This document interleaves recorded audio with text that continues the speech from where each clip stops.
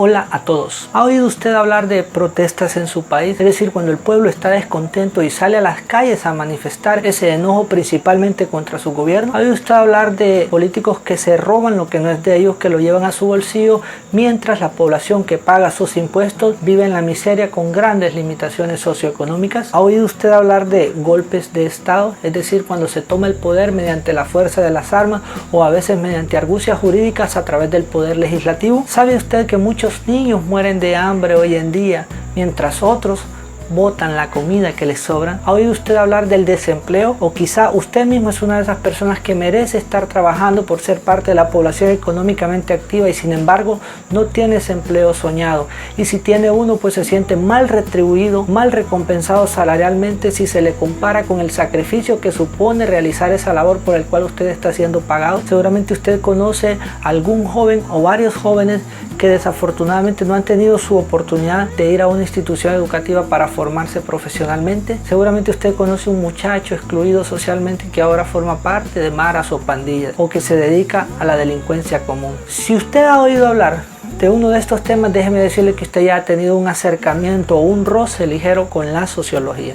¿Qué es la sociología entonces? Es la ciencia social que estudia al hombre en la colectividad, es decir, estudia ciertos fenómenos sociales que se producen al interior precisamente de las sociedades donde el hombre actúa de manera colectiva. ¿Por qué es importante conocer la sociología? Bueno, porque gracias a esta ciencia podemos descifrar muchos de los fenómenos o problemas sociales que hoy abaten a nuestras sociedades. ¿Cuándo, dónde, cómo y por qué nace la sociología? Vamos a remontarnos allá por el siglo XVIII, cuando comenzó la revolución industrial. Fue un proceso de aceleración económica y un impacto en los países, sobre todo los europeos, producto de la aparición de algunos motores. Con la llegada de los motores, muchas personas fueron desplazadas.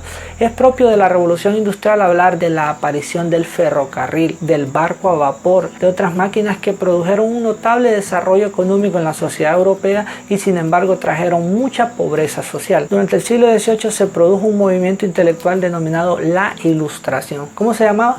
La Ilustración. Este movimiento se le llamó así porque estaba conformado por intelectuales que pretendían traerle luces al pensamiento de las personas, sobre todo en la Francia del siglo XVIII, es decir, los años que comprenden entre 1700 y 1800. Durante este siglo, estos pensadores como Rousseau, Diderot, Voltaire, D'Alembert, entre otros, comenzaron este proceso de traerle luz al pensamiento de las personas. En ese entonces las personas en su mayoría no sabían leer, eran manipulados fácilmente y sobre todo a través de la religión. Era muy popular hablar de la doctrina del derecho divino de los reyes, es decir, que los reyes estaban puestos por Dios y que ese cargo era heredado a sus hijos una vez que el rey muriera. El príncipe retomaría ese puesto y nadie del pueblo podría rebelarse ante esta situación, pues era una orden divina. A esto se le conocía como la doctrina del derecho divino de los reyes. En estas condiciones, la población que no sabía leer y que se le inculcaba esta doctrina del derecho divino de los reyes entonces era muy fácilmente manipulable. En este contexto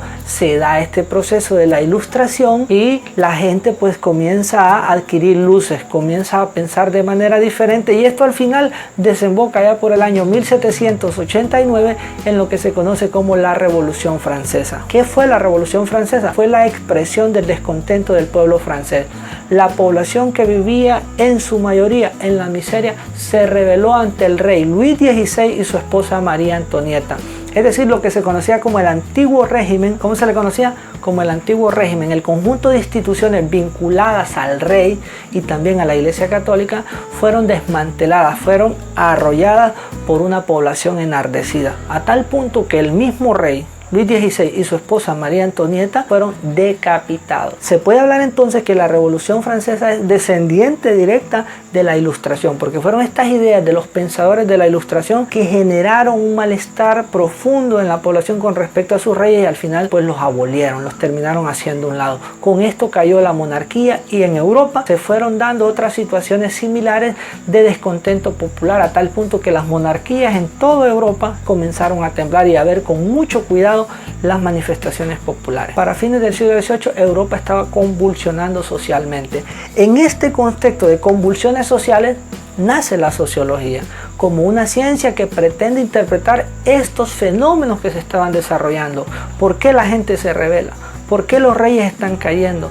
por qué la pobreza ha superado los niveles imaginables, por qué el pueblo estaba tan enojado a tal punto que se les cortó la cabeza a 2 reyes. Entonces, en este escenario nace la sociología. Se le llamó en un primer momento filosofía positiva. Augusto Comte fue uno de los académicos más preocupados por este acontecer social en Europa y es uno de los primeros que se pone a investigar a la sociedad europea y a analizar estos fenómenos que se estaban dando.